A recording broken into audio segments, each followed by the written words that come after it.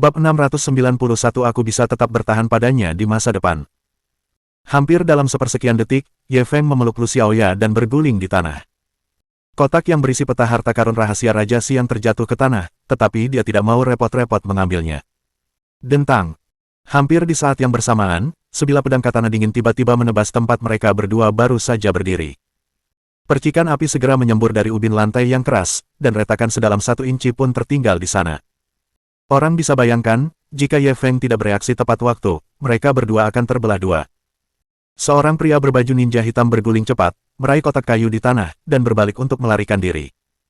Ye Feng mendorong Lu Xiaoya ke samping dan melemparkan cangkul di tangannya. Ninja berpakaian hitam itu menebas dengan pedangnya, membelah cangkul itu menjadi dua, tetapi pada saat penundaan ini, Ye Feng sudah bergegas maju dan menendang. Tendangan itu belum sampai ke wajahnya, tetapi angin kencang sudah menerpa wajahnya. Bisa dibayangkan betapa dahsyatnya tendangan itu. Ninja berpakaian hitam itu jelas tidak menyangka dia menguasai seni bela diri, dan kekuatannya begitu dahsyat. Dia langsung tercengang. Namun, dia sangat kuat.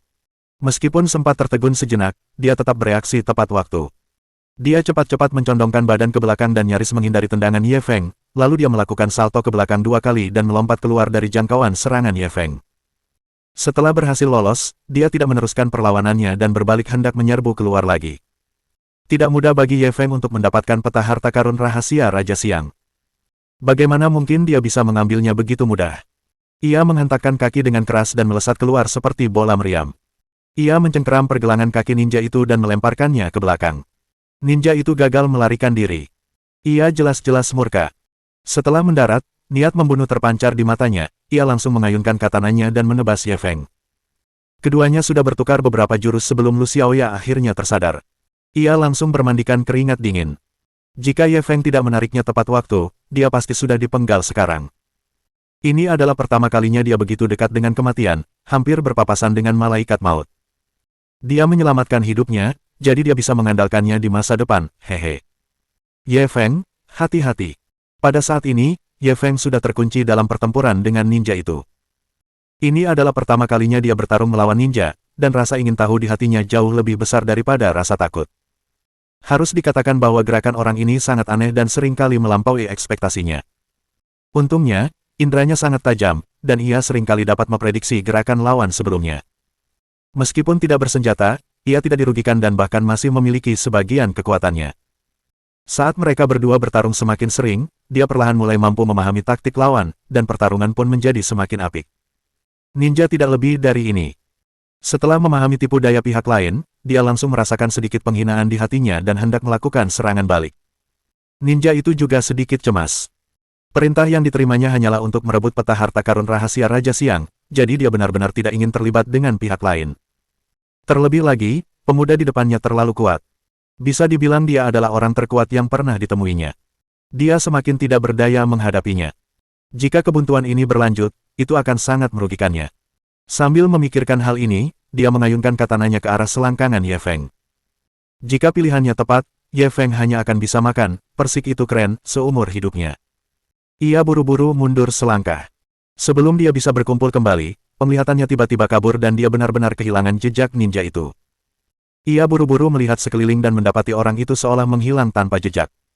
Auranya pun lenyap. Ye Feng sudah meremehkan ninjutsu Jepang, tapi sekarang ia harus memperhatikannya. Sepertinya ninjutsu ini benar-benar aneh. Pada saat ini, Lu Xiaoya tiba-tiba berteriak, "Hati-hati di sana." Sudah terlambat. Begitu ia mengucapkan kata, ada ninja yang bersembunyi di balok atap sudah menukik turun. Pedang katana yang tajam menusuk ke arah kepala Ye Feng. Begitu dia berhasil, Ye Feng mungkin akan tertusuk. Untungnya, Ye Feng bereaksi tepat waktu, dia berguling ke depan. Dentang. Katana itu menusuk ubin lantai, menunjukkan betapa kuatnya. Ye Feng memanfaatkan kesempatan ini. Ia meraih cangkul setengahnya dan mengayunkannya ke arah ninja itu. Ninja itu bahkan tidak repot-repot mencabut katananya. Ia buru-buru lari, sementara Ye Feng tidak menyerah.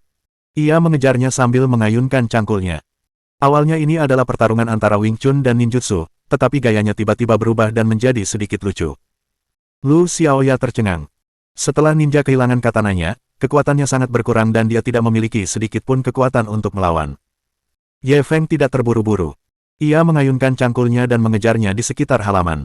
Setelah selesai bermain, ia melempar cangkulnya. Sementara ninja itu menghindar, ia melompat dan menendangnya hingga jatuh ke tanah. Setelah ninja itu ditangkap, matanya dipenuhi amarah. Ia mungkin sangat tidak puas dengan sikap menggoda Ye Feng. Ye Feng menepuk kepalanya. Apa yang kau lihat? Apa kau tidak yakin? Ninja itu berkata dalam bahasa Mandarin yang terbata-bata, aku tidak yakin. Kembalikan pedangnya dan kita akan bertarung lagi. Ye Feng mengambil kembali kotak kayu itu dari tangannya dan mencibir, seorang pecundang punya hak untuk tawar-menawar denganku. Meski berkata demikian, ia tahu betul bahwa lingkungan merupakan faktor yang sangat penting dalam kekalahan mudah lawannya. Dia memiliki pengetahuan tentang ninjutsu dan tahu bahwa ninja lebih suka bergerak di malam hari karena lebih baik bagi mereka untuk bersembunyi. Hari masih siang, jadi pihak lain tidak punya tempat bersembunyi. Kalau mereka bertarung di malam hari, meskipun dia masih yakin bisa menang, dia tidak akan menang dengan mudah. Katakan padaku, siapa yang mengirimmu untuk mencuri peta harta karun Raja Siang? Ye Feng mengeluarkan katana dan mengalungkannya di leher ninja itu. Bunuh saja aku. Aku tak akan bicara apa-apa. Ninja itu tampak seperti akan mati. Hehe, aku tahu meskipun kau tak mengatakannya. Itu Matsui Ishichi, kan? Ye Feng menyeringai mengejek. Bagaimana kau tahu?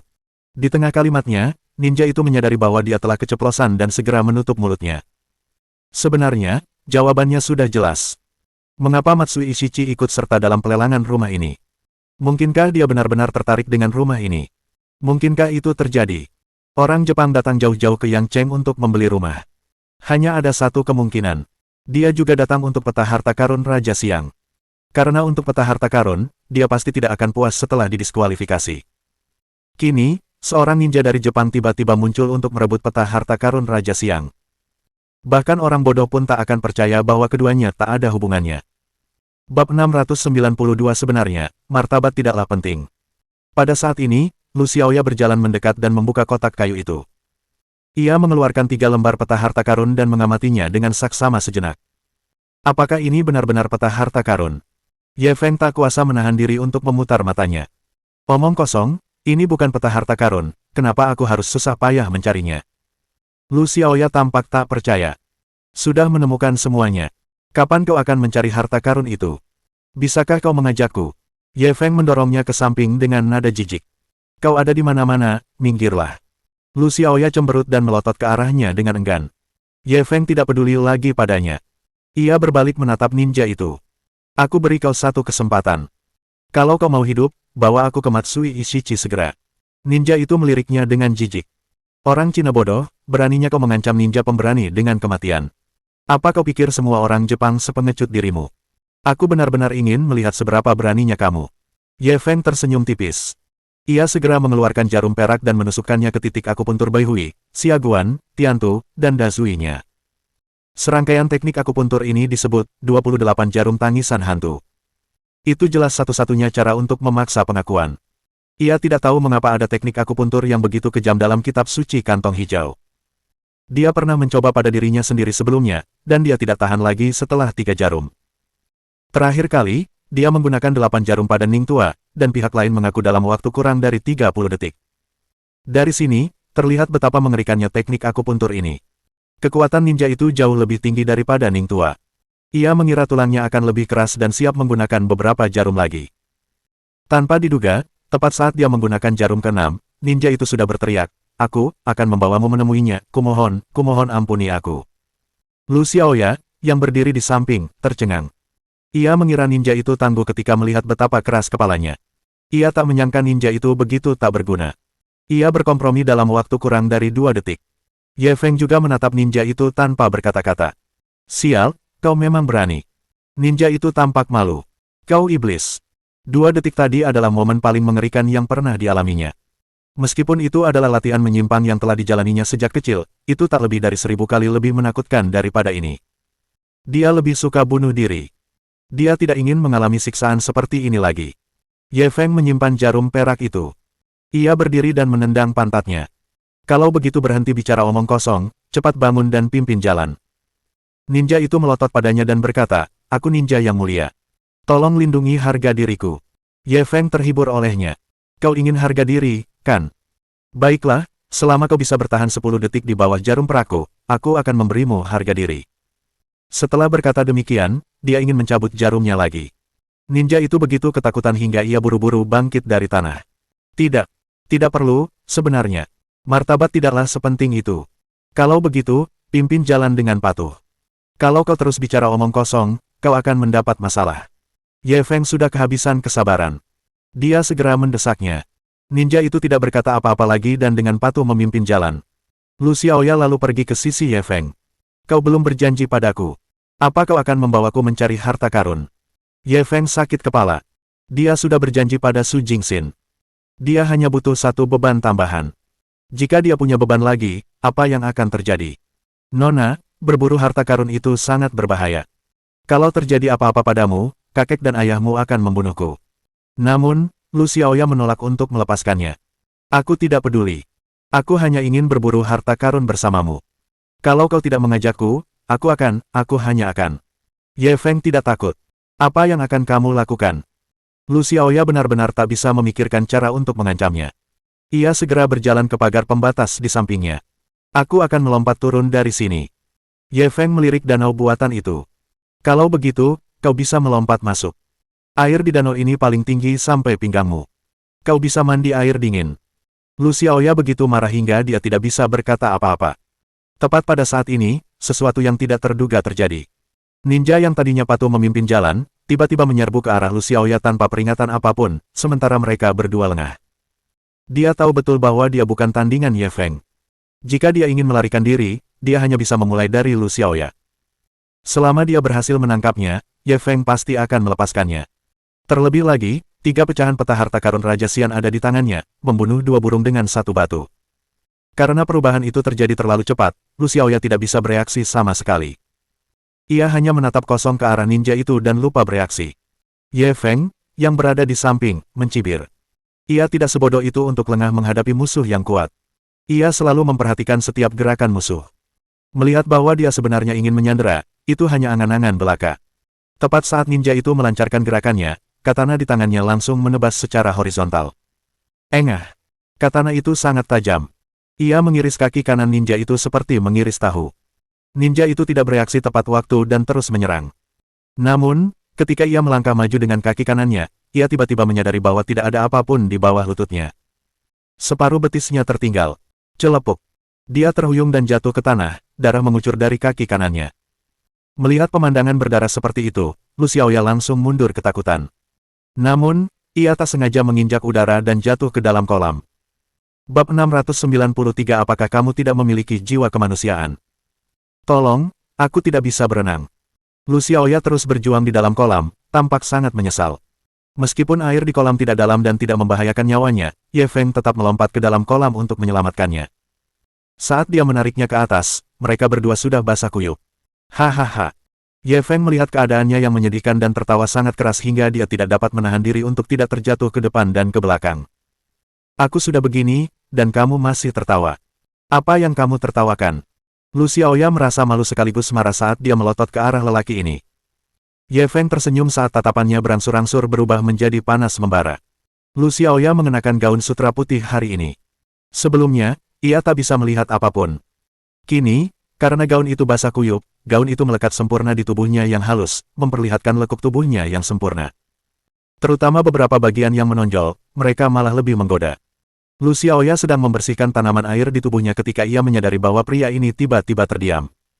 Mungkinkah kata-katanya terlalu kasar dan membuatnya marah? Namun, ketika dia mengangkat kepalanya dan melihat tatapan mata yang membara di mata lawan bicaranya, dia langsung menyadari sesuatu dan buru-buru menutupi dadanya. Bajingan, kau. Apa yang kau lihat? Ye Feng sama sekali tidak malu setelah tertangkap. Aku tidak melihatnya sebelumnya. Lu Xiaoya bingung. Kau tidak melihat apa-apa. Ye Feng mengangkat alisnya ke arahnya. Aku tidak melihatmu bertubuh besar. Lu Xiaoya bereaksi cukup lama sebelum ia mengerti arti kata-katanya. Wajah cantiknya memerah dengan cepat, lalu ia melotot malu sekaligus marah. Aku tidak tahu kalau kamu seorang cabul sebelumnya. Ye Feng tidak malu, malah bangga. Guru berkata, itu sudah kodrat makan dan seks. Jika nafsu tidak bebas, maka kecantikan tidak akan berarti apa-apa. Kau begitu ceroboh dan tidak masuk akal, kata Lu Xiaoya dengan marah. Walau begitu, hatinya tetap gembira. Dia sudah memiliki perasaan yang mendalam terhadap Ye Feng, ditambah fakta bahwa dia baru saja menyelamatkan hidupnya, dia benar-benar jatuh cinta padanya. Bahkan jika dia benar-benar ingin melakukan sesuatu kepadanya, dia mungkin tidak akan menolak, apalagi melontarkan lelucon yang tidak berbahaya. Tepat saat mereka berdua sedang asyik bermesraan, tiba-tiba mereka mendengar teriakan minta tolong dari samping. "Selamatkan aku." Baru saat itulah Ye Feng ingat bahwa ada orang lain di sampingnya. Ia segera berbalik dan melihat wajah orang itu pucat pasi. Darah sudah mengalir di tanah. "Kau belum mati," gumamnya dan bangkit untuk membantunya mengobati lukanya. Ninja itu tidak mati kehabisan darah, tapi ia hampir mati tersedak kata-katanya. "Apa ini bahasa manusia? Apa kau tidak punya rasa kemanusiaan?" Ye Feng baru saja menghentikan pendarahannya ketika ponsel di saku ninja itu berdering. Ia segera mengeluarkannya. Dia melihat pesan teks di ponselnya. Isi pesannya hanya dua kata, berhasil atau gagal. Ia langsung menyadari bahwa Matsui Ishichi lah yang mengirim pesan itu. Ia bertanya apakah misinya berhasil. Ia segera menoleh ke arah ninja itu. "Sesuai perjanjian kalian sebelumnya, kalau masalahnya berhasil, apa tanggapan kalian?" "Kamu hanya perlu menjawab dengan kata, berhasil," jawab ninja itu sambil menahan rasa sakit. "Kalau kau berani berbohong padaku, aku tak keberatan memotong semua anggota tubuhmu." Ye Feng memegang katana dan menatapnya dengan dingin. "Aku tidak berbohong. Aku mengatakan yang sebenarnya." Ninja itu tak kuasa menahan diri untuk menggigil saat ia buru-buru menjelaskan. Ye Feng melihat bahwa dia tampaknya tidak berbohong, dan segera mengetik pesan dan membalas. "Setelah beberapa saat, pihak lain mengirim pesan lain, bawa barang-barang Anda ke kamar 2074 di Mountain Island International Hotel." Sesaat kemudian, dia menambahkan, bahwa kedua orang Cina itu ke sini, terutama wanita itu. Ketika Ye Feng melihat pesan ini, ia langsung tersenyum dan menoleh ke arah Lu Xiaoya. "Mau kuantar kau kembali ke hotel dulu?" Lu Xiaoya buru-buru menggelengkan kepalanya. "Aku ingin mengikutimu." Ye Feng tidak menolak. "Kalau begitu, ayo pergi." Lu Xiaoya menunjuk ninja di tanah. "Ada apa dengannya?" Ye Feng melirik ninja yang tampak seperti anjing mati itu. "Tenang saja, dia tidak akan mati. Dia akan merangkak pergi nanti." Setelah itu, dia berdiri dan pergi bersama Lu Xiaoya. Ninja itu begitu marah hingga hampir muntah darah. Bagaimanapun, dia seorang ninja. Kapan dia pernah mengalami penghinaan seperti itu? Ia tidak menyangka akan mengalami kegagalan terbesar dalam sejarah di Tiongkok, negara yang paling ia pandang rendah. Ia tidak hanya gagal menyelesaikan tugas yang diberikan majikannya, tetapi ia juga kehilangan satu kaki dan menjadi lumpuh total. Pemuda itu terlalu menakutkan. Bagaimana mungkin perusahaan Matsui memprovokasi musuh sekuat itu?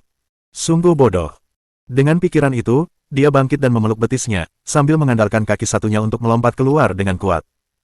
Dengan memanfaatkan waktu yang singkat, dia mungkin bisa menyambungkan mereka kembali. Matsui Ishichi duduk santai di sofa hotel. Ia memikirkan kecantikan Lu Xiaoya yang tak tertandingi. Ia tak kuasa menahan rasa panas di dadanya. Keindahan sebesar itu terlalu murah untuk pria Cina bodoh itu. Itu hanya pemborosan harta surgawi. Tepat saat dia tengah berfantasi tentang kehidupan seks malam ini, terdengar ketukan di pintu. "Dia di sini." Matsui Ishichi segera pergi membuka pintu. Ia begitu cemas sampai lupa mengintip lewat lubang intip. Tepat saat pintu terbuka sedikit, sebuah tangan besar tiba-tiba masuk dan mencengkeram lehernya. Perubahan ini datang terlalu tiba-tiba, sehingga dia tidak dapat bereaksi sesaat pun. Ketika pintu terbuka dan menampakkan wajah dengan senyum dingin, dia tersadar kembali dan hawa dingin menjalar ke belakang kepalanya. "Itu kamu. Di mana Yae-kun?" Matsui Ishichi menatap Ye Feng dengan tak percaya. Ia jelas telah menerima pesan dari Yae-kun yang mengatakan bahwa masalah ini telah diselesaikan dengan sukses. Bagaimana mungkin hal seperti itu terjadi? Ye Feng membawa Lu Xiaoya masuk dan menutup pintu lagi. "Kau bertanya tentang ninja itu, kan? Dia sudah mati." Matsui Ishichi langsung membelalakan matanya. "Omong kosong, Yae-kun kan ninja yang disegani. Bagaimana mungkin dia mati?" Ye Feng memaksanya kembali ke tengah aula, ninja juga manusia, dan manusia bisa mati. Apa yang aneh tentang itu? Wajah Matsui Ishichi langsung memucat. Ia tahu ia telah melakukan kesalahan fatal lagi. Dia telah bertindak gegabah sebelum menyelidiki latar belakang pihak lain. Ayahnya pernah mengajarkan kepadanya bahwa seseorang tidak boleh jatuh dua kali di tempat yang sama, karena jika terjatuh kedua kalinya, akibatnya bisa fatal. Dulu, ia selalu mengabaikannya. Kini, ia akhirnya menyadari keseriusan masalah ini, tetapi sudah terlambat. "Apa yang kamu inginkan?" Matsui Ishichi menatap Ye Feng dengan panik. Ia tidak tahu bagaimana ia akan menghadapinya. "Seharusnya aku yang bertanya begitu, kan? Kenapa kau mengirim orang untuk mendobrak rumah? Apa maumu?" Ye Feng menatapnya tajam. Tangan kanannya masih mencekik lehernya. Ia bisa bunuh diri kapan saja. Aku hanya suka rumah itu. Setelah kau merebutnya, aku tidak rela, jadi aku ingin mengirim seseorang untuk memberimu pelajaran. Sebelum ia sempat menyelesaikan kalimatnya, Ye Feng memotongnya tanpa ampun, aku paling benci pembohong. Karena kau tidak mau memberitahuku, maka diamlah selamanya. Bab 694 mati. Saat berbicara, kekuatan Ye Feng meningkat. Matsui Ishichi tercekik, dan wajahnya memerah. Lu Xiaoya buru-buru memalingkan kepalanya ke samping, tidak ingin melihat pemandangan berdarah seperti itu lagi. Aku akan berbicara. Matsui Ishichi ketakutan. Ia buru-buru menamparkan lengan Ye Feng. Ye Feng tidak melepaskannya tepat waktu. Ia menunggu sampai matanya berputar ke belakang dan ia hampir mati sebelum melepaskannya. Batuk, batuk, batuk. Matsui Ishichi terbaring di tanah dan terbatuk-batuk hebat. Ia tak bisa tenang untuk waktu yang lama. Ye Feng tidak sabar menunggunya. Ia mengangkatnya lagi. Sebaiknya kau katakan yang sebenarnya. Aku tidak akan memberimu kesempatan lain kali. Matsui Ishichi tampak ketakutan. Akan kukatakan. Ini, ayahku yang mengirimku ke sini. Ye Feng melihat bahwa dia ingin mengatakan sesuatu tetapi ragu-ragu, dan dia ingin menggunakan lebih banyak kekuatan. Mengapa dia mengirimmu ke sini? Bicaralah dengan jelas. Matsui Ishichi dengan cepat menjawab, dia mengirimku ke sini, untuk mengambil 3 bagian peta harta karun rahasia Raja Siang dari rumah Niu Sidun. Ye Feng terus bertanya, bagaimana dia tahu bahwa Niu Sidun memiliki peta harta karun Raja Siang? Matsui Ishichi menggeleng. Aku juga tidak tahu. Aku hanya mengikuti perintah. Ayah tidak akan memberitahuku apapun lagi. Ye Feng menyipitkan matanya. Matsui Ishichi begitu ketakutan hingga wajahnya memucat. Aku tidak bohong. Ayah hanya menyuruhku mengambil 3 keping peta harta karun rahasia. Dia tidak memberitahuku apapun lagi. Ye Feng melihat bahwa dia tampaknya tidak berbohong, dan langsung mengerutkan kening dan merenung. Tidak banyak orang yang tahu tentang peta harta karun rahasia Raja Siang. Bahkan lebih sedikit lagi yang tahu bahwa Niu Sidun memiliki 3 keping peta harta karun rahasia tersebut. Selain Niu Sidun sendiri, mungkin hanya para pembantunya yang paling terpercaya yang mengetahuinya. Orang yang dapat memerintahkan perusahaan Matsui untuk datang ke Yang Cheng untuk mengambil peta harta karun bukanlah orang biasa. Entah kenapa, gambaran Niu Sidun tiba-tiba muncul dalam benaknya. Dari awal hingga akhir, tim patroli belum berhasil menyelamatkan jenazah Niu Sidun. Dengan kata lain, hingga saat ini, mereka belum dapat sepenuhnya menyimpulkan bahwa Niu Sidun telah meninggal. Setelah kejadian ini, dia semakin yakin bahwa Niu Sidun masih hidup.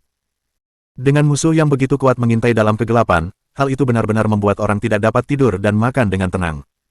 Matsui Ishichi kembali memohon ampun. Aku sudah menceritakan semua yang kutahu. Bisakah kau melepaskanku? Ye Feng tidak bisa menahan diri untuk tidak mencibir, kamu masih ingin pergi. Ekspresi Matsui Ishichi berubah lagi. Kau mau membunuhku? Ye Feng menatapnya tajam. Kau baru saja mengirim pesan ke Yae Kun dan memintanya untuk membawa kita ke sini. Apa maumu? Matsui Ishichi terdiam. Tentu saja, ia ingin membunuh pria itu, tetapi wanita itu. Tentu saja, dia tidak bisa mengucapkan kata-kata seperti itu sekarang. Tatapan Ye Feng berubah dingin, karena kamu sudah punya niat membunuhku, bagaimana aku bisa membiarkanmu hidup? Saat dia berbicara, dia hendak menghancurkan tenggorokannya. Saat itu, suara seorang wanita terdengar dari luar. Berhenti. Sebelum ia selesai berbicara, ia melihat sosok yang dikenalnya bergegas masuk. Ia adalah Cheng Feier, anggota tim keamanan yang sudah lama tak ia temui. Tangan Ye Feng terhenti, Matsui Ishichi berhasil lolos dari maut, tetapi dia sudah terlanjur mengompol, cairan kuning mengalir di celananya. Bisakah kau memberiku alasannya? Ye Feng mengamati Cheng Feier. Dia memiliki kecantikan androgini yang unik dan tak terlupakan. Dia dari perusahaan Matsui. Kalau dia mati di sini, kau akan mendapat masalah besar. Cheng Feier memberi alasan. Aku tidak peduli dengan perusahaan Matsui. Dia menginginkan nyawaku, jadi apa aku harus tersenyum padanya?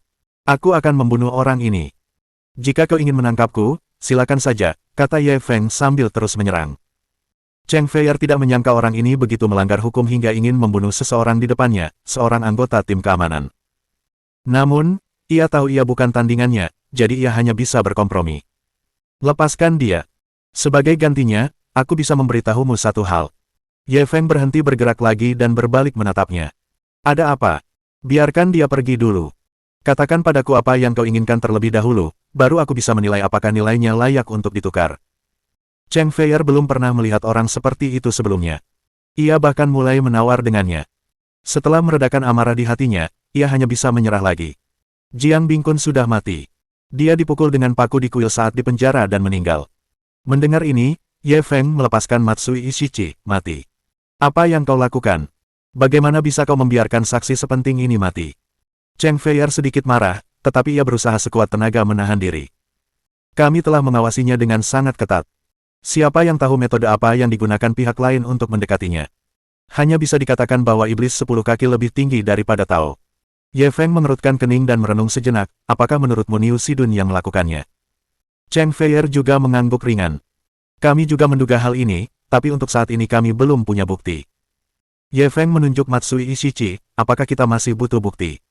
Aku benar-benar tidak bisa memikirkan orang lain yang bisa memimpin perusahaan Matsui selain Niu Sidun.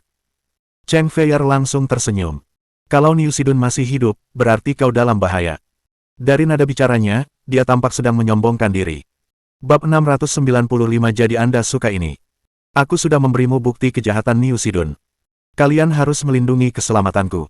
Ye Feng segera bertindak seolah-olah dia terkejut dan mengajukan permintaan kepada Cheng Feier. Cheng Feier benar-benar bingung harus tertawa atau menangis. Kau sekarang Tuan Ye dari Yang Cheng yang terkenal, dan kau masih membutuhkan kami untuk melindungimu.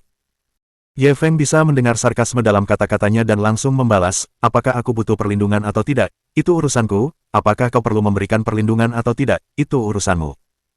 Kita tidak bisa mencampur adukkan keduanya. Cheng Feier mengangkat bahu tak berdaya. Aku akan coba melamar ke atasan. Soal apakah akan disetujui atau tidak, aku tidak bisa menjaminnya. Ye Feng tidak puas dengan jawabannya. Jika pemimpinmu tidak mengirim seseorang untuk melindungiku, siapa yang berani memberikan bukti kepadamu di masa depan? Kau memisahkan diri dari rakyat dan keadilan. Cheng Feier terdiam melihat orang ini. Baiklah, jangan salahkan aku. Serius, kau sudah mendapatkan semua peta harta karun rahasia Raja Siang. Niu Sidun mungkin tidak akan membiarkanmu lolos begitu saja. Dia bahkan mungkin mengirim orang untuk membunuhmu. Ye Feng berkata dengan tegas, kalau begitu, kau harus mengirim lebih banyak orang untuk melindungi keselamatanku, juga keselamatan keluarga dan teman-temanku. Kau harus bertanggung jawab atas mereka. Cheng Feier sedikit tak berdaya. Dengarkan aku dulu. Kami akan berusaha sebaik mungkin untuk melindungi keluarga dan teman-temanmu, tetapi kamu harus bekerja sama dengan pekerjaan kami. Ye Feng menyentuh hidungnya. Bagaimana kau ingin aku bekerja sama? Katakan padaku. Selama periode ini, kau harus tetap berhubungan denganku. Jika kau menemukan petunjuk, beritahu aku segera. Ponselku akan aktif 24 jam sehari. Cheng Feier memberi instruksi dengan sabar. Kalau bukan soal pekerjaan, bolehkah aku meneleponmu? Bukan soal pekerjaan, misalnya. Contohnya, beberapa masalah pribadi antara pria dan wanita. Kamu tidak bisa. Ye Feng menatap wajahnya yang agak androgini, lalu melirik Lu Xiaoya di sampingnya. Mungkinkah wanita ini memiliki hobi yang sama dengannya? Dia juga menyukai wanita. Dia harus menjaga Lu Xiaoya, Chen Xuan, dan yang lainnya dengan baik. Jika suatu hari nanti mereka menjadi rival cinta, dia tidak akan punya tempat untuk menangis. Cheng Feier dapat mengetahui dari tatapan matanya yang buruk rupa, bahwa dia sedang memikirkan sesuatu yang kotor, jadi dia terlalu malas untuk menjelaskan apapun. Ayo pergi. Dengan itu, dia pergi bersama Matsui Ishichi. Datang tiba-tiba dan pergi dengan bersih. Berani sekali. Ye Feng menatap punggungnya saat dia pergi. Ada sedikit keengganan di sana. Pada saat ini, ia tiba-tiba merasakan aura pembunuh di belakangnya. Ia berbalik dan melihat Lu Xiaoya melotot ke arahnya. Jadi, kau suka ini? Ye Feng hampir tersedak, apa maksudmu? Aku tidak mengerti apa yang kau katakan. Lu Xiaoya menunjuk ke arah Cheng Feier pergi. Jadi, kau menyukai wanita androgini seperti itu? Ye Feng memutar matanya. Omong kosong apa yang kau bicarakan? Kapan aku bilang aku menyukainya? Lalu kenapa kau menggodanya barusan? Kau belum pernah menggodaku sebelumnya, kata Lu Xiaoya dengan marah. Ye Feng buru-buru mengulurkan tangannya untuk menyela, kakak, kamu salah bicara. Apa itu menggoda? Aku menyebutnya, interaksi yang ramah. Lu Xiaoya memelototinya, tak mau kalah.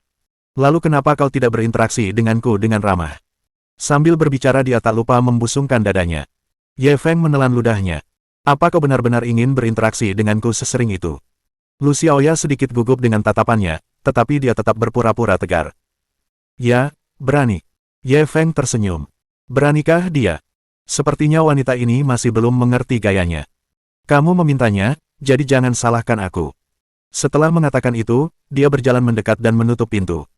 Lalu, dia melepas pakaiannya dan berjalan kembali. Kamu, apa yang kamu lakukan? Melihat ini, Lu Xiaoya segera mundur ketakutan. Bukankah kau ingin berinteraksi dengan ramah? Aku akan memenuhi permintaanmu. Ye Feng tersenyum jahat saat dia terus mendekatinya. Maksudku adalah aku ingin kamu menggodaku, bukan untuk itu. Lu Xiaoya buru-buru mencari senjata untuk membela diri, tetapi tidak ada apa-apa. Saya hanya berinteraksi secara ramah dan sederhana dengannya. Saya akan mencoba versi yang lebih baik dengan Anda sekarang. Ye Feng mencengkeram pergelangan tangannya dan membantingnya ke tempat tidur dengan kasar, lalu menutupinya dengan seluruh tubuhnya. Lu Xiaoya sudah gemetar ketakutan. Ye Feng, bisakah kau lepaskan aku? Aku tidak akan bercanda denganmu lagi. Ye Feng menatap mata indahnya dari dekat. Tapi aku sudah menganggapnya serius. Apa yang harus kulakukan? Lu Xiaoya cemas. Tapi, aku belum siap secara mental. Ye Feng berpura-pura cemas. Kamu tidak perlu siap mental untuk hal seperti ini, kamu hanya perlu berbaring. Serahkan sisanya padaku. Lu Xiaoya menggigit bibirnya. Tapi kau tidak mencintaiku. Ye Feng menahan tawanya. Tidak apa-apa, mungkin kamu akan jatuh cinta setelah beberapa kali bertemu lagi. Setelah berkata demikian, dia mengerucutkan bibirnya. Lu Xiaoya menjerit dan merangkak keluar dari bawahnya. Lalu, ia menunjuknya dengan gemetar. Kalau kau menggangguku lagi, aku akan melapor pada ayahku. Ye Feng terdiam. Bukankah ini yang selalu kau inginkan? Kau bahkan berencana merayuku di kamarku. Kau pikir aku tidak tahu? Lu Xiaoya tidak menyangka dia tahu tentang ini. Ia langsung menutupi wajahnya karena malu. Kau menguping kami. Ye Feng memasang senyum mengejek. Kalau kau tak mau orang lain tahu, jangan lakukan itu. Karena aku sudah memberimu kesempatan, datanglah dan rayulah aku. Aku sangat mudah dirayu. Lu Xiaoya menghentakkan kakinya. Pergi ke neraka. Setelah itu, ia menutupi wajahnya dan berlari keluar. Ia terlalu malu untuk tinggal. Ye Feng menatap keadaannya yang menyedihkan. Ia tertawa terbahak-bahak hingga tak bisa menahan diri. Setelah tertawa, ia merasa sedikit menyesal. Seandainya ia lebih bertekad tadi, mungkin ia bisa berhasil. Dia masih terlalu pengecut. Bab 696.100 juta. Ketika Ye Feng kembali ke hotel, dia tidak melihat Lu Xiaoya. Mungkinkah dia pergi mencari Liu Ling lagi? Dia tahu cepat atau lambat gadis bodoh ini akan disesatkan oleh wanita itu. Namun, ia tidak mau repot-repot memikirkan hal itu sekarang. Setelah kembali ke hotel, ia segera mengeluarkan pecahan-pecahan harta karun rahasia Raja Siang dan menyusunnya kembali. Ketika potongan terakhir disatukan, rasa pencapaian yang belum pernah terjadi sebelumnya muncul secara spontan. Ini adalah pertama kalinya dalam lebih dari 2000 tahun seseorang menyelesaikan pekerjaan ini. Selain sang penakluk besar Xiang Yu, dia mungkin satu-satunya orang yang telah melihat peta lengkap harta rahasia Raja Siang. Untuk sesaat, ia melewati 1000 tahun, seolah-olah ia memiliki semacam resonansi dengan penakluk Agung Chu. Perasaan ini sungguh luar biasa. Ia terhanyut di dalamnya dan tak mampu melepaskan diri. Entah berapa lama waktu telah berlalu sebelum ia berangsur pulih. Ia buru-buru menemukan peta Tiongkok dan memeriksanya dengan cermat. Lokasi harta karun itu menunjuk ke provinsi Jiangzhou, kota kelahiran Chu Bawang. Namun, ia segera sampai pada kesimpulan yang mengejutkan. Tidak diketahui apakah karena jeda waktu yang terlalu lama sehingga menyebabkan medan berubah, atau karena keterbatasan kondisi saat itu, peta harta karun tersebut agak ceroboh. Singkatnya, pegunungan dan jalan yang ditandai pada peta harta karun sangat berbeda dengan yang ada saat ini. Tidak ada cara untuk menemukan lokasi persisnya. Dia buru-buru mencari beberapa buku kuno di internet. Setelah memverifikasi keduanya, dia hanya mendapatkan perkiraan lokasinya. Radiusnya sekitar 10 km. Bagaimana dia bisa menemukannya? Mana mungkin dia mencari jarum di tumpukan jerami, kan? Dia bersandar lemah di sofa dengan ekspresi tertekan. Setelah sekian lama mencari dan akhirnya berhasil menyusun peta harta karun rahasia Raja Siang, ia masih belum menemukan pintu masuk. Adakah yang lebih menyedihkan dari ini? Pada saat ini, dia tiba-tiba menerima telepon dari Su Jingxin. Ye Feng, ku dengar kau sudah membeli kediaman Niu Sidun. Apa kau sudah mendapatkan peta harta karun Raja Siang? Begitu panggilan tersambung, Su Jingxin bertanya dengan tidak sabar. Meskipun ada beberapa rintangan kecil, untunglah aku berhasil selamat. Aku sudah mendapatkan peta harta karun Raja Siang yang lengkap. Ye Feng menatap peta harta karun rahasia di meja kopi, merasa sangat tertekan. Benarkah? Bagus sekali. Jadi kamu sudah tahu persis lokasi harta karunnya. Kapan kita akan mencari harta karun itu? Suara Su Jingxin sedikit bersemangat. Emosi seperti ini jarang terlihat padanya. Sayangnya, aku harus mengecewakanmu. Meskipun aku sudah mendapatkan peta harta karun lengkapnya, pegunungan dan jalur yang ditandai di sana berbeda dari yang kita lihat sekarang. Ye Feng meredam semangatnya dan menuangkan air dingin padanya. Apa? Bagaimana ini bisa terjadi? Lalu apa yang harus kita lakukan? Bukankah kita akan mencari harta karun? Tanya Su Jingxin kecewa. Ye Feng tak kuasa menahan senyum getir, aku sudah mempelajarinya setengah hari, tapi aku hanya mendapat gambaran kasar tentang lokasinya. Menemukan lokasi persisnya, ibarat mencari jarum di tumpukan jerami. Orang di ujung telepon terdiam cukup lama sebelum akhirnya mendesah. Aku sangat menantikan perburuan harta karun ini, tapi sepertinya tidak ada harapan. Kalau saja aku punya penglihatan sinar X, aku bisa melihat semuanya, haha. Dia hanya bercanda dengannya untuk meredakan suasana hatinya yang tertekan, tetapi tanpa sengaja dia mengingatkan Ye Feng. Benar sekali, bagaimana dia bisa melupakan hal ini? Meskipun ia tidak memiliki penglihatan sinar X, ia memiliki fungsi pemindaian mendalam dari sistem tersebut. Meskipun tidak dapat melihat menembus objek seperti penglihatan sinar X, ia tetap dapat memperoleh informasi detail di dalam objek tersebut. Ia dapat digunakan sebagai radar. Akan tetapi, begitu pikiran bahagia ini muncul, pikiran itu dengan cepat berubah menjadi depresi. Meskipun kemampuan pemindaian kedalamannya sangat kuat, jangkauannya hanya terbatas pada radius 2 meter. Melakukan pencarian karpet dalam radius lebih dari 10 km juga merupakan tugas jangka panjang. Akan sangat bagus jika fungsi pemindaian kedalaman ini dapat ditingkatkan. Dia hanya mengeluh, tetapi tidak menyangka sistem akan memberikan umpan balik secepat itu. Sebuah halaman baru muncul di hadapannya. Panduan peningkatan pemindaian mendalam, konsumsi 100 juta uang tunai dan dapat ditingkatkan hingga radius 10 meter, konsumsi 1 miliar uang tunai, dapat ditingkatkan hingga radius 100 meter, konsumsi 10 miliar uang tunai, dapat ditingkatkan hingga radius 1000 meter. Ye Feng sangat gembira. Dia benar-benar bisa naik level. Bukankah sistem ini agak terlalu budis? Jika dia tidak berinisiatif bertanya, pihak lain tidak akan mengingatkannya. Namun, masih ada sesuatu yang membuatnya depresi. Bukankah biaya levelingnya terlalu mahal? 100 juta yuan hanya bisa meningkatkan radius 10 meter. Ini bahkan lebih kejam daripada industri real estate. Meski dia bukan orang yang kikir, dia juga bukan orang yang mudah ditipu. Su Jingxin mengira dia masih khawatir tentang lokasi harta karun itu. Dia menghiburnya dengan hati-hati, jangan terlalu tertekan. Kita akan pergi sesuai rencana kita sebelumnya. Akan lebih baik jika kita bisa menemukannya. Jika kita tidak bisa menemukannya, anggap saja ini liburan. Ye Feng sedang tidak ingin menjelaskan padanya. Ia hanya menjawab dengan enteng, kurasa aku sudah menemukan caranya. Aku tidak akan bicara denganmu untuk saat ini. Aku akan memberitahumu nanti kalau ada kabar. Setelah menutup telepon, ia mempelajari dengan saksama fungsi pemindaian mendalam.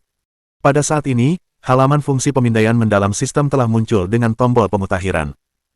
Meskipun 100 juta bukanlah jumlah yang kecil, namun itu tidak ada apa-apanya dibandingkan dengan harta karun yang ditinggalkan sang penakluk agung. Dia akan menghabiskan 100 juta terlebih dahulu untuk mencoba dan melihat efeknya. Memikirkan hal ini, ia segera mengklik untuk meningkatkan jangkauan 10 meter. Fungsi pemindaian mendalam akan ditingkatkan hingga jangkauan 10 meter, diperkirakan akan menelan biaya tunai 100 juta yuan. Ye Feng tidak ragu-ragu. Dia langsung mengonfirmasi. Sesaat kemudian, ia mendengar perintah sistem lagi. Selamat, tuan rumah, fungsi pemindaian mendalam telah ditingkatkan ke jangkauan 10 meter. Tidak ada efek khusus yang mewah, hanya balasan dingin, dan peningkatan pun selesai. Ye Feng tak kuasa menahan diri untuk mengeluh. Kalau bukan karena tidak ada cara untuk mengeluh, ia pasti akan melapor ke sistem. Pengalaman pengguna ini sungguh buruk. Lagi pula, dia adalah pemain pay to win dengan bayaran 100 juta yuan. Dia tidak menikmati perlakuan yang seharusnya diterima oleh seorang pemain pay to win. Bab 697 Mengapa anak ini sangat langka. Meskipun Ye Feng merasa sakit hati setelah menghabiskan 100 juta, dia sangat gembira saat merasakan peningkatan fungsi pemindaian mendalam. Segala sesuatu dalam radius 10 meter terpampang di hadapannya. Ia bahkan tak perlu menoleh ke belakang untuk mengetahui benda apa saja yang ada di belakangnya, serta lokasi dan informasi spesifiknya. Fungsi ini sungguh hebat. Sayangnya, fungsi ini hanya bisa digunakan untuk memindai benda, bukan orang. Jika tidak, saat berikutnya ia bertarung dengan ninja, bahkan jika itu di malam hari, ia akan dapat secara akurat menentukan lokasi, kekuatan, dan teknik lawannya. Seolah-olah dia telah mengaktifkan cheat yang tak terkalahkan dan dapat langsung membunuh lawannya dalam satu gerakan. Tentu saja, ia hanya bisa berfantasi tentang hal itu. Fungsi pemindaian mendalam jelas tidak sehebat itu. Meski begitu, dengan fungsi pemindaian mendalam ini, sudah cukup untuk mengungkap harta karun rahasia Raja Siang. Setelah beberapa perhitungan yang cermat, ia harus meningkatkan fungsi pemindaian kedalaman hingga setidaknya 1000 meter untuk memastikan bahwa ia dapat menemukan lokasi harta karun yang tepat. Jika demikian halnya, ia harus mengeluarkan sedikitnya 10 miliar dolar. 10 miliar yuan. Setelah Ye Feng memperoleh nomor ini, dia merasa sakit kepala. Meskipun asetnya saat ini sudah puluhan miliar, dan setelah dia mencaplok sebagian aset keluarga Ye dan Gao Junming, jumlah ini masih akan melonjak, namun, sebagian besar adalah aset tetap, dan uang tunai yang benar-benar dapat diambil sebenarnya tidak terlalu banyak. Setelah beberapa perhitungan, ia hanya bisa mengambil uang tunai sebesar 3,3 miliar.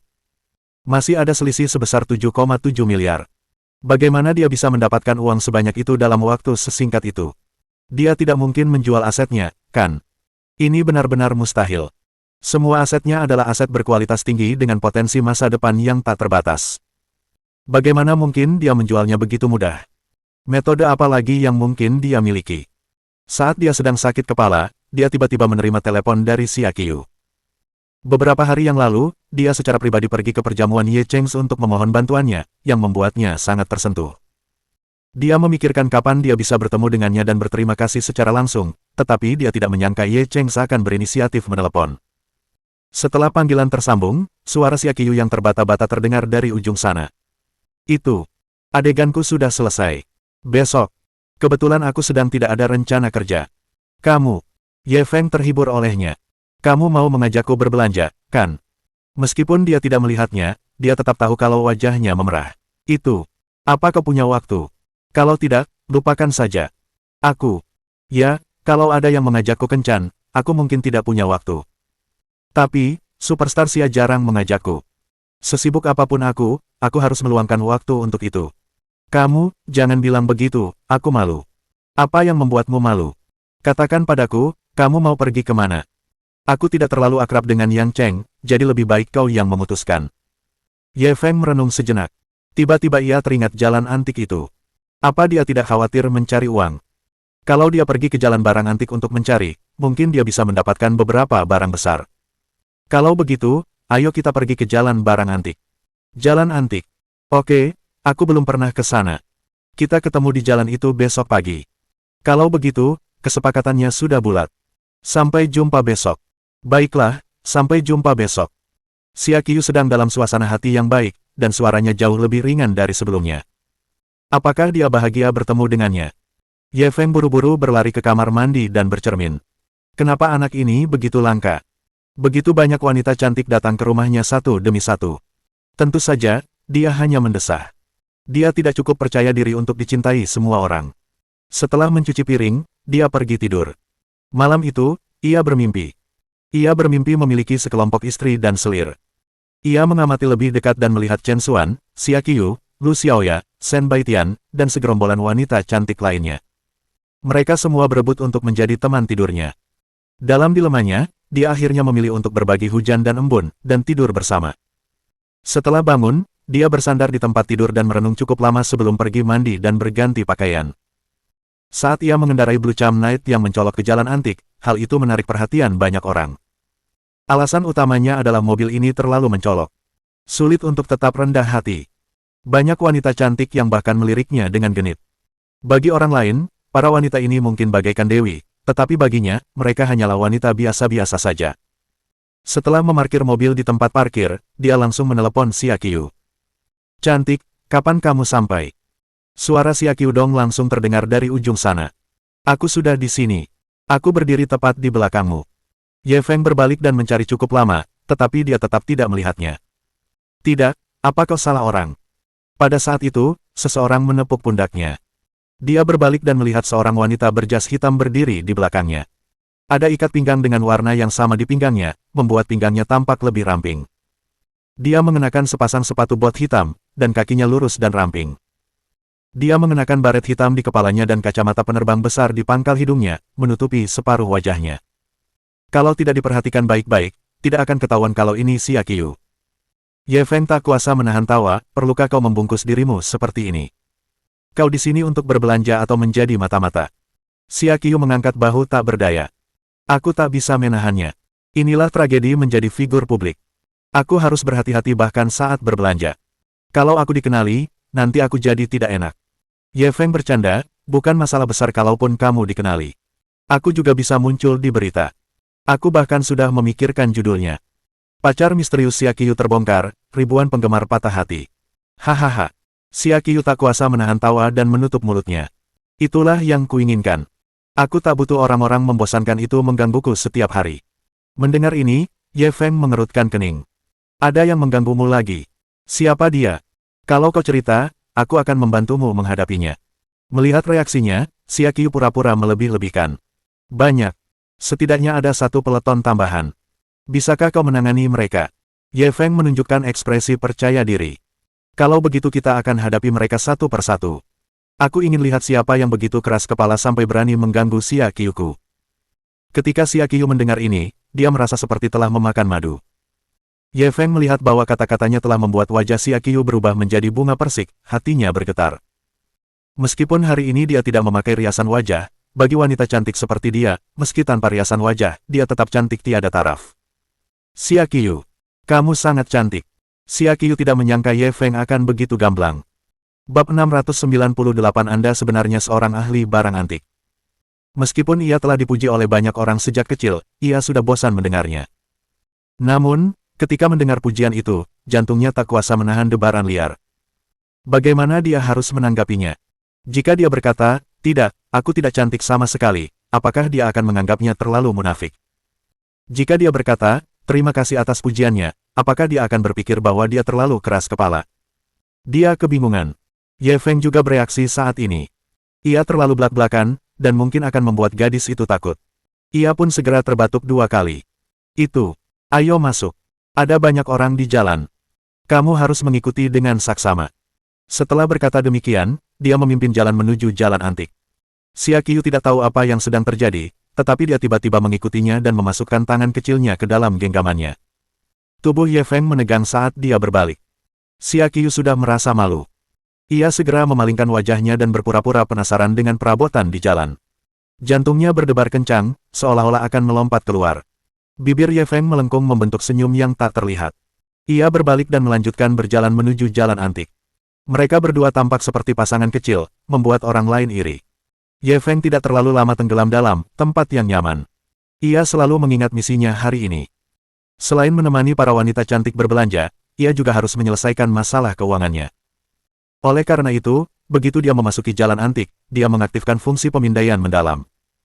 Setelah fungsi pemindaian mendalam sistem ditingkatkan, semua informasi barang antik dalam radius 10 meter tercantum di depannya. Dia bahkan tidak perlu melihat dengan saksama untuk mengetahui nilai barang antik tersebut. Fungsi ini merupakan pukulan besar bagi toko barang antik. Xiaqiyu juga sangat penasaran dengan jalan antik ini. Matanya terbuka lebar, melihat sekeliling seperti bayi yang penasaran. Saat itu, seorang pelanggan sedang menanyakan harga sepasang anting mutiara di kios di depannya. "Bos, berapa harga anting-anting ini?" Bosnya langsung mengacungkan jari. 10.000. Tidak bisa ditawar. Pelanggan itu langsung menawar. 500, tidak lebih. Bosnya marah sekali. 500. Bercanda, kan? Minimal 5.000, tidak kurang. Pelanggan itu menggertakkan giginya. 800 yuan. Kalau kamu jual, aku ambil. Kalau tidak, lupakan saja. Bosnya ragu sejenak. Saya lihat Anda serius membelinya. Bagaimana kalau begini? Saya mau ambil seharga 1.500 yuan. Pelanggan itu langsung meletakkan antingnya. Saya bayar paling banyak 800. Kalau kamu tidak menjualnya, saya akan pergi. Sambil berbicara dia berpura-pura pergi. Xiaqiyu terhibur dengan adegan ini. Ia merasa kedua orang ini terlalu lucu. Awalnya, bosnya bilang tidak akan menawar 10.000 yuan, tapi tiba-tiba harganya berubah menjadi 1.500 yuan. Ini juga menunjukkan bahwa toko barang antik itu terlalu dalam. Jika seseorang yang tidak tahu apa yang sedang terjadi masuk dengan gegabah, mereka hanya akan ditipu. Bos hendak menghentikan pria itu ketika melihat Xiaqiyu. Matanya berbinar. Bukan karena dia mengenalinya, tetapi dia merasa wanita ini terlihat seperti orang bodoh dan mudah ditipu. Namun, ketika melihat pria di samping gadis itu, raut wajahnya langsung berubah. Bukankah ini Tuan Muda Ye yang membayar 20.000 yuan untuk masuk ke tempat tersebut dan akhirnya membuka kotak rahasia seharga 20 juta yuan? Hari itu, Ye Feng memamerkan kehebatannya di jalan antik dan membuat heboh seluruh jalan. Kini, ia telah menjadi legenda di jalan antik. Bahkan mereka yang tidak melihatnya dengan mata kepala sendiri tahu bahwa seorang pemuda telah menggunakan 20.000 untuk menciptakan 20 juta.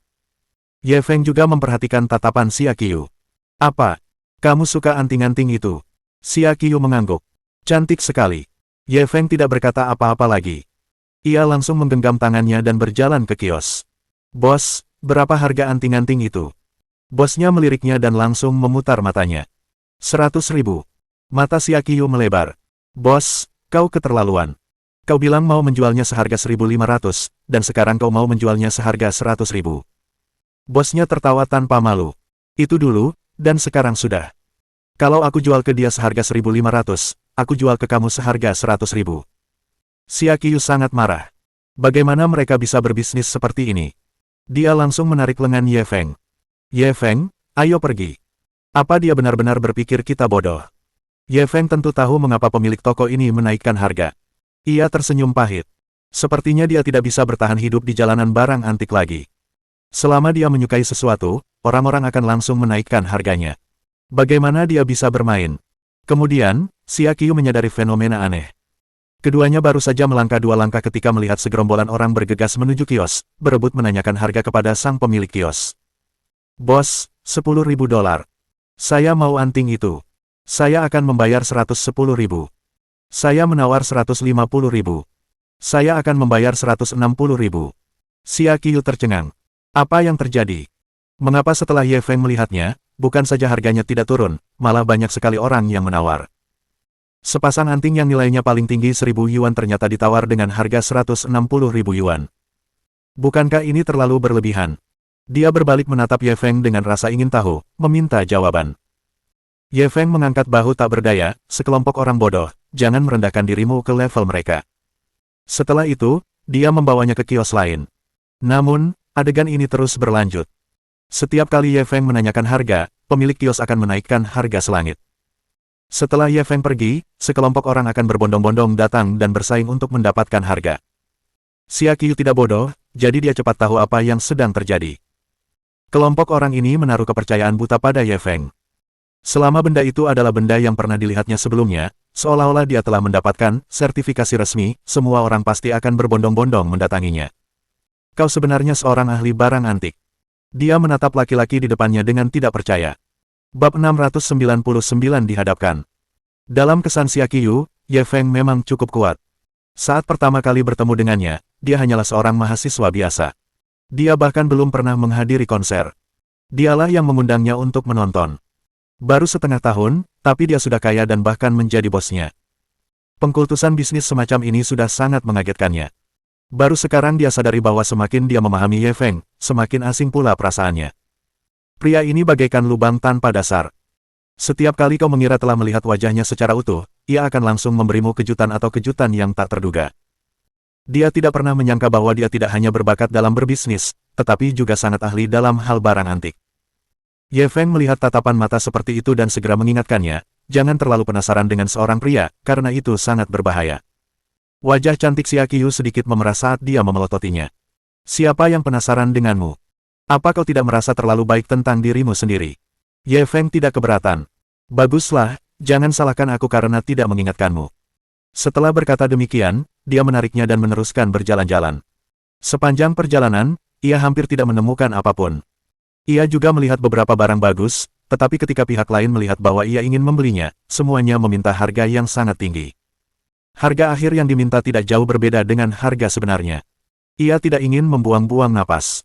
Dia tidak punya pilihan selain menerima kenyataan pahit bahwa dia sedang menjadi sasaran.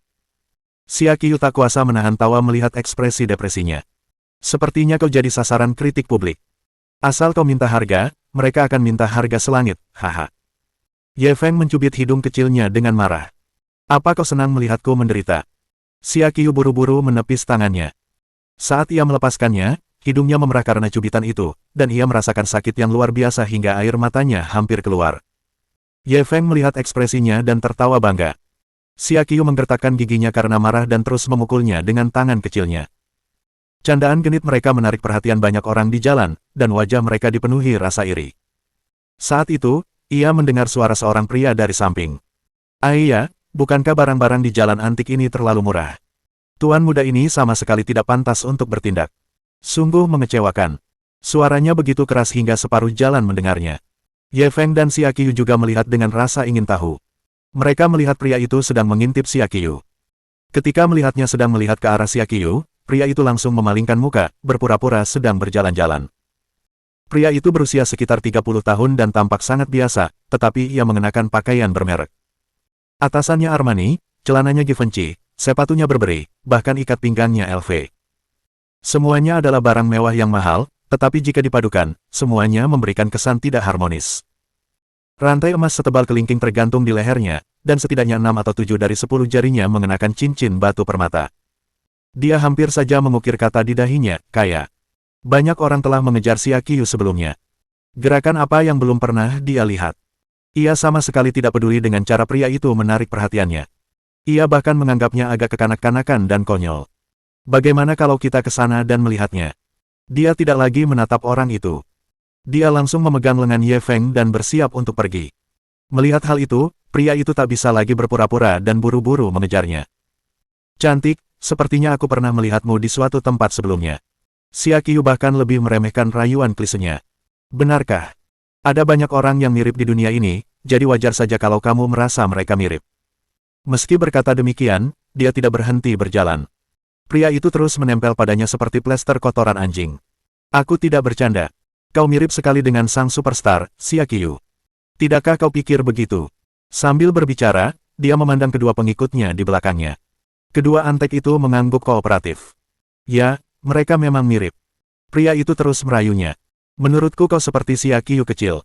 Bolehkah aku berteman denganmu? Xia Qiu menggelengkan kepalanya. Maaf, aku tidak tertarik.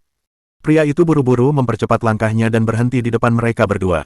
Cantik, jangan dingin begitu. Aku tidak punya niat jahat. Aku hanya ingin berteman denganmu. Ye Feng melihat betapa tak tahu malunya dia, jadi dia tak bisa menahan diri untuk berkata, Bro, apa kau tidak lihat ada orang lain di sampingnya? Kalau kau ingin memulai percakapan, sebaiknya kau cari orang lain saja. Pria itu meliriknya dengan tidak senang. Apakah kamu pacarnya? Bibir Ye Feng melengkung. Memangnya kenapa kalau aku? Jantung Xia Qiu berdebar kencang saat mendengar jawabannya. Lelaki itu segera mengulurkan tangannya, dan anteknya segera menyerahkan sebuah tas Gucci kepadanya. Ada 200.000 yuan di sini. Asal kamu putus dengannya sekarang, uang ini akan jadi milikmu. Lelaki itu khawatir benturannya tidak kuat, sehingga ia sengaja membuka tas itu dan memperlihatkan uang kertas merah di dalamnya. Ye Feng menoleh ke arah Xia Qiu dan menggodanya, sepertinya aku telah menemukan cara untuk menjadi kaya. Xia Qiu memelototinya. Kau berencana menjualku hanya dengan 200.000 yuan. Setidaknya 2 juta, kan? Ye Feng meraih tangan kecilnya dan menggosoknya. Jangan khawatir, meskipun 20 juta, aku tidak akan tergoda. Kamu tak ternilai di hatiku. Xia Qiu curiga bahwa pria ini memanfaatkannya. Ye Feng menoleh ke arah pria itu. Apa yang masih kau lakukan di sini? Kau tidak dengar. Perasaanku pada pacarku lebih kuat dari emas. Bagaimana mungkin aku tergerak oleh uangmu? Ketika lelaki itu mendengar kata-katanya, dia langsung mencibir. Tuan muda ini tidak mau membuang-buang waktu. Kalau kau tahu apa yang terbaik untukmu, terima saja uangnya dengan patuh dan pergi. Kalau tidak, nanti, tuan muda ini akan memamerkan kekuasaannya dan membuatmu kehilangan nyawa dan hartamu. Kedua antek itu bagaikan perekam ketika mereka menjawab dengan lantang, ya, kami akan membuatmu kehilangan nyawa dan uangmu. Mendengar ancaman pria itu, Ye Feng merasa geli. Aku benar-benar ingin melihat bagaimana kau akan menunjukkan kekuatanmu. Mendengar provokasinya, pria itu langsung menoleh ke Xia Qiu. Halo, cantik. Nama saya Feng Baogui. Ayah saya adalah pemilik tambang batu bara di Kabupaten Mengjiao. Ikuti saya, dan saya jamin Anda akan hidup bahagia di masa depan. Xia Qiu menatapnya dengan jijik. Tambang batu bara di daerah ini. Feng Baogui takut istrinya tidak menyukainya, jadi ia buru-buru menjelaskan, meskipun ini tambang batu bara di daerah ini, tambang batu bara keluarga kami sangat menguntungkan, setidaknya sehari, nilainya ratusan juta, keluarga kami punya rumah di Yanjing, Pulau Selatan, dan bahkan di luar negeri. Xia Qiu mengerutkan bibirnya. Apa hubungannya rumahmu denganku? Feng Baogui langsung memasang ekspresi memuja. Apa maksudmu dengan milikmu dan milikku? Asal kau ikut aku, bukankah semuanya akan jadi milikmu setelah kita menikah? Bab 700 percaya pada guru. Xia Qiu menatap wajah Feng Baogui yang berminyak dan merasakan rasa jijik yang tak terlukiskan di hatinya. Namun, karena Feng Baogui menghalangi jalannya dan tidak membiarkannya pergi, ia pun terpikir untuk menggodanya. Siapa yang tahu apakah itu benar atau tidak? Mendengar pertanyaannya, Feng Baogui begitu cemas hingga menggaruk telinga dan pipinya. Ketika melihat kios-kios barang antik di kedua sisi, ia tiba-tiba mendapat ide. Kalau kamu nggak percaya, kamu bisa pilih barang antik apa saja di jalan ini. Asal kamu suka, aku akan beliin berapapun harganya. Ye Feng juga berpura-pura cemas. Ia menggenggam tangan Xia Qiu erat-erat. Sayang, jangan terpikat olehnya. Asal kamu suka, aku akan membelikannya untukmu. Ketika Xia Qiu mendengar dia memanggilnya seperti itu, dia langsung merinding. Feng Baogui tertawa mengejek. Nak, kau mau bersaing denganku untuk mendapatkan lebih banyak uang. Coba saja. Aku akan merebut pacarmu hari ini. Ye Feng bertukar pandang dengan Xia Qiu. Xia Qiu langsung mengerti dan berjalan ke sebuah kios, berpura-pura sedang memilih sesuatu. Bos, berapa harga gelang ini? Dia mengambil sebuah gelang giok dan menanyakan harganya. Ye Feng sengaja mendekat. Sayang, jangan khawatir, asal kamu suka, berapapun harganya, aku pasti akan membelikannya untukmu. Bos ingin mengatakan, 5.000 yuan, tetapi ketika mendengar ini, dia langsung mengubah kata-katanya menjadi 50.000 yuan. Ye Feng langsung melambaikan tangannya. 50.000. Bungkuskan untukku. Bosnya sangat gembira. Ia tidak menyangka akan bertemu orang bodoh untuk transaksi pertamanya hari ini. Ia takut mengingkari janjinya dan segera membungkus gelang itu. Pada saat ini, Feng Baogui tiba-tiba berjalan mendekat. Bos, saya akan membeli gelang ini seharga 100.000.